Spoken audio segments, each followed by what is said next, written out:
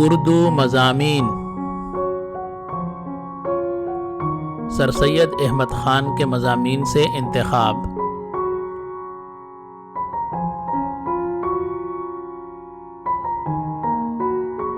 امید کی خوشی۔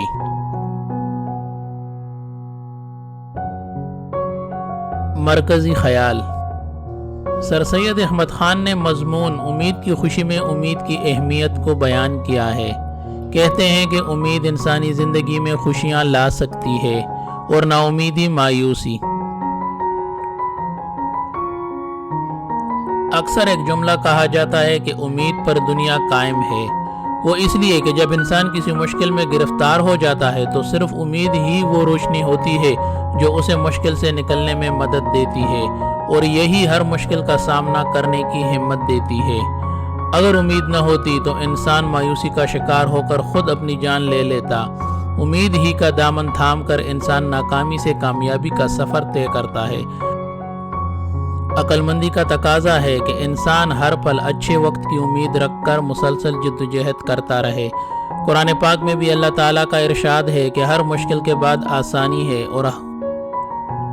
مایوسی کفر ہے۔ چنانچہ سر سید احمد خان نے بھی اس سبق آموز مضمون میں مختلف تاریخی واقعات سے ہمیں سمجھانے کی کوشش کی ہے کہ چاہے جتنا بھی مشکل وقت کیوں نہ ہو، ہمیں امید کا دامن کبھی نہیں چھوڑنا چاہیے۔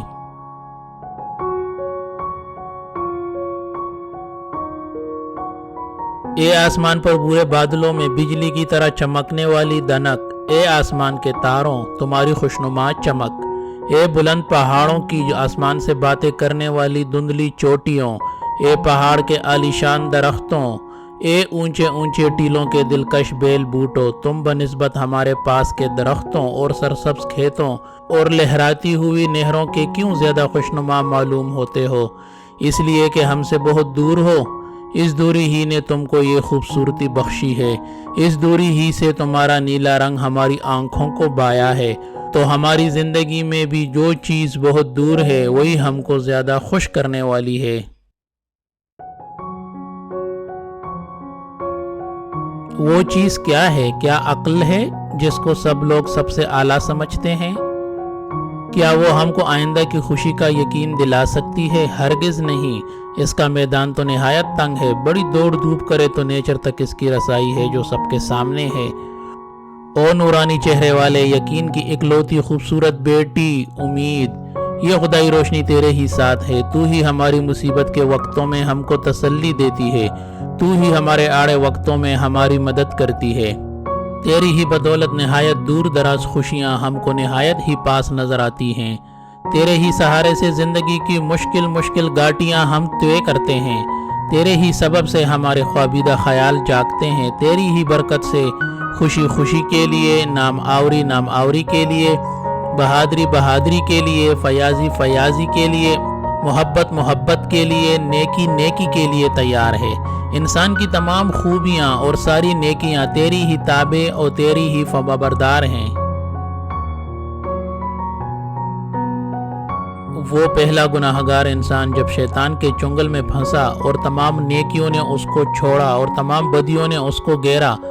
تو صرف تو ہی تو اس کے ساتھ رہی۔ تو ہی نے اس نا امید کو نا امید ہونے نہیں دیا، تو ہی نے اس موت میں پھنسے دل کو مرنے نہیں دیا، تو ہی نے اس کو ذلت سے نکالا اور پھر اس کو اس اعلیٰ درجہ پر پہنچایا جہاں کے فرشتوں نے اس کو سجدہ کیا تھا۔ اس نیک نبی کو جس نے سینکڑوں برس اپنی قوم کے ہاتھ سے مصیبت اٹھائی اور مار پیٹ سہی، تیرا ہی خوبصورت چہرہ تسلی دینے والا تھا۔ وہ پہلا ناخدا جب کہ طوفان کی موجوں میں بہا جاتا تھا اور بجز مایوسی کے کچھ اور نظر نہیں آتا تھا، تو ہی اس طوفان میں اس کی کشتی کھینچنے والی اور اس کا بیڑا پار لگانے والی تھی۔ تیرے ہی نام سے جودی پہاڑ کی مبارک چوٹی کو عزت ہے، زیتون کی ہری ٹہنی کو جو وفادار کبوتر کی چونچ میں وصل کے پیغام کی طرح پہنچی۔ جو کچھ برکت ہے تیری ہی بدولت ہے۔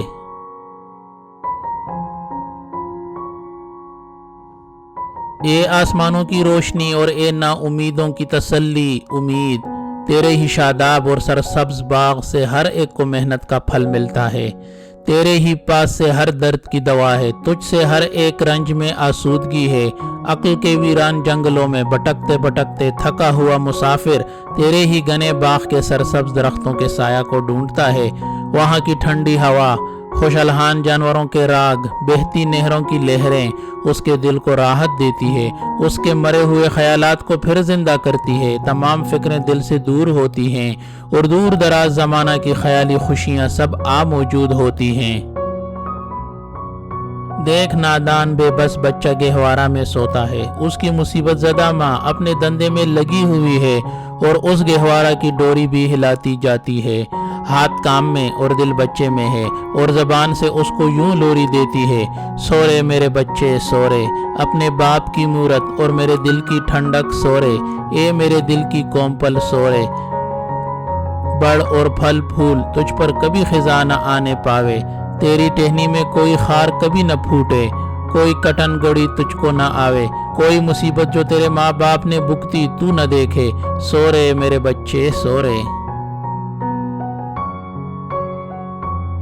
میری آنکھوں کے نور اور میرے دل کے سرور میرے بچے سورے، تیرا مکھڑا چاند سے بھی زیادہ روشن ہوگا، تیری خصلت تیرے باپ سے بھی اچھی ہوگی، تیری شہرت، تیری لیاقت، تیری محبت جو تو ہم سے کرے گا آخر کار ہمارے دل کو تسلی دے گی، تیری ہنسی ہمارے اندھیرے گھر کا اجالا ہوگی، تیری پیاری پیاری باتیں ہمارے غم کو دور کریں گی، تیری آواز ہمارے لیے خوشائند رانگنیاں ہوں گی، سورے میرے بچے سورے، اے ہماری امیدوں کے پودے سورے۔ بولو جب اس دنیا میں ہم تم سے جدا ہو جاویں گے تو تم کیا کرو گے؟ تم ہماری بے جان لاش کے پاس کھڑے ہوگے،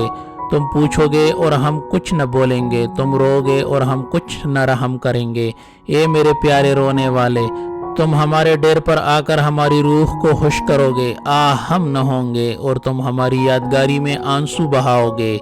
اپنی ماں کا محبت بھرا چہرہ، اپنے باپ کی نورانی صورت یاد کرو گے، ہم کو یہی رنج ہے کہ اس وقت ہماری محبت یاد کر کر کے تم رنجیدہ ہوگے، سورے میرے بچے سورے، سورے میرے بالے سورے۔ یہ امید کی خوشیاں ماں کو اس وقت تھی جب کہ بچہ غوغامی نہیں کر سکتا تھا،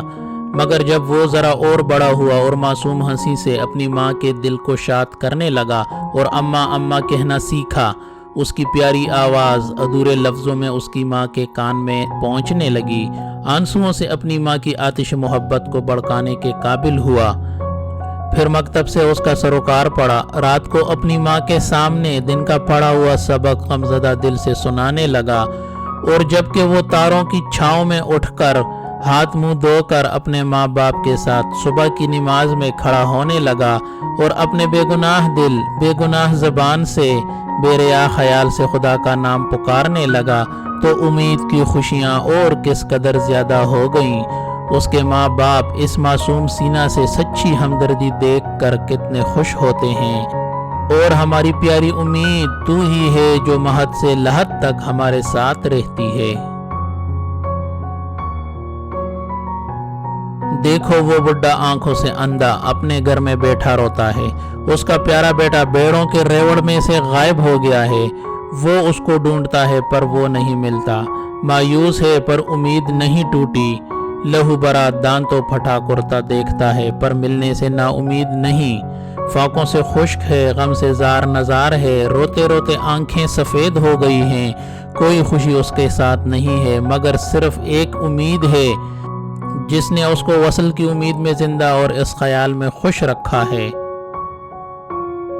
دیکھ وہ بے گناہ قیدی اندھیرے کنویں میں 7 تہ خانوں میں بند ہے، اس کا سورج کا سا چمکنے والا چہرہ زرد ہے، بے یار و دیار، غیر قوم، غیر مذہب کے لوگوں کے ہاتھوں میں قید ہے، بڈھے باپ کا غم اس کی روح کو صدمہ پہنچاتا ہے، عزیز بھائی کی جدائی اس کے دل کو غمگین رکھتی ہے، قید خانے کی مصیبت، اس کی تنہائی، اس گھر کا اندھیرا اور اس پر اپنی بے گناہی کا خیال اس کو نہایت رنجیدہ رکھتا ہے، اس وقت کوئی اس کا ساتھی نہیں ہے مگر اے ہمیشہ زندہ رہنے والی امید، تجھ ہی میں اس کی خوشی ہے۔ وہ دلاور سپاہی لڑائی کے میدان میں کھڑا ہے، کوچ پر کوچ کرتے کرتے تھک گیا ہے، ہزاروں خطرے درپیش ہیں مگر سب میں تقویت تجھ ہی سے ہے۔ لڑائی کے میدان میں جبکہ بہادروں کی صفیں چپ چاپ کھڑی ہوتی ہیں اور لڑائی کا میدان ایک سنسان کا عالم ہوتا ہے، دلوں میں عجیب قسم کی خوف ملی ہوئی جرت ہوتی ہے، اور جبکہ لڑائی کا وقت آتا ہے اور لڑائی کے بغل کی آواز بہادر سپاہی کے کان میں پہنچتی ہے اور وہ آنکھ اٹھا کر نہایت بہادری سے بالکل بے خوف ہو کر لڑائی کے میدان کو دیکھتا ہے، اور جبکہ بجلی سی چمکنے والی تلواریں اور سنگینیں اس کی نظر کے سامنے ہوتی ہیں، اور بادل کی سی کھڑکنے والی اور آتشی پہاڑ کی سی آگ برسانے والی توپوں کی آواز سنتا ہے، اور جبکہ اپنے ساتھی کو خون میں لتڑا ہوا زمین پر پڑا ہوا دیکھتا ہے، تو اے بہادروں کی قوت بازو اور اے بہادری کی ماں، تیرے ہی سبب سے فتح مندی کا خیال ان کے دلوں کو تقویت دیتا ہے، ان کا کان نکارہ میں سے تیرے ہی نغمے کی آواز سنتا ہے۔ وہ قومی بلائی کا پیاسا اپنی قوم کی بلائی کی فکر کرتا ہے، دن رات اپنے دل کو جلاتا ہے، ہر وقت بلائی کی تدبیریں ڈھونڈتا ہے، ان کی تلاش میں دور دراز کا سفر اختیار کرتا ہے، یگانوں بیگانوں سے ملتا ہے، ہر ایک کی بول چال میں اپنا مطلب ڈھونڈتا ہے، مشکل کے وقت ایک بڑی مایوسی سے مدد مانگتا ہے، جن کی بلائی چاہتا ہے انہی کو دشمن پاتا ہے، شہری وحشی بتاتے ہیں، دوست آشنا دیوانہ کہتے ہیں، عالم فاضل کفر کے فتووں کا ڈر دکھاتے ہیں، بھائی بند عزیز اقارب سب سمجھاتے ہیں، اور پھر یہ شعر پڑھ کر چپ ہو رہتے ہیں، وہ بلا کس کی بات مانے ہیں، بائی سید تو کچھ دیوانے ہیں۔ ساتھی ساتھ دیتے ہیں مگر ہاں ہاں کر کر، محنت اور دل سوزی سے دور رہ کر، بہت سی ہمدردی کرتے ہیں پر کوٹی کٹلے سے الگ کر کر، دل ہر وقت بے قرار ہے، کسی کو اپنا سا نہیں پاتا، کسی پر دل نہیں ٹھہرتا، مگر اے بے قرار دلوں کی راحت اور اے شکستہ خاطروں کی تقویت، تو ہی ہر دم ہمارے ساتھ ہے، تو ہی ہمارے دلوں کی تسلی ہے، تو ہی ہماری کٹن منزلوں کی ساتھی ہے، تیری ہی تقویت سے ہم اپنی منزل مقصود تک پہنچیں گے، تیرے ہی سبب گوہر مراد کو پاویں گے، اور ہمارے دل کی عزیز اور ہماری مہدی کی پیاری امید، تو ہمیشہ ہمارے دل کی تسلی رہ۔